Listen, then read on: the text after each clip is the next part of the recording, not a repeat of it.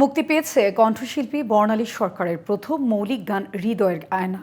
শুক্রবার সন্ধ্যায় এক জমকালো আয়োজনের মধ্য দিয়ে গানটি প্রকাশ করা হয়। সালাউদ্দিন সাগরের কথায় গানটি সুর করেছেন এফ প্রীতম। সঙ্গীতায়োজনে ছিলেন কে সাগর খান। এ সময় উপস্থিত ছিলেন ৭০ ও ৮০ দশকের আলোচিত কণ্ঠশিল্পী লিনু বিল্লাহ, আহমেদ রিজভী, চিত্রনায়িকা রুমানা ইসলাম মুক্তি, গীতিকবি আহমেদ রিজভী, সঙ্গীতশিল্পী মমিন বিশ্বাস, রিয়েল লিঙ্করের কর্ণধার, প্রযোজক ও পরিচালক মোহাম্মদ ইকবাল সহ চলচ্চিত্র ও সঙ্গীতের আরও অনেকে।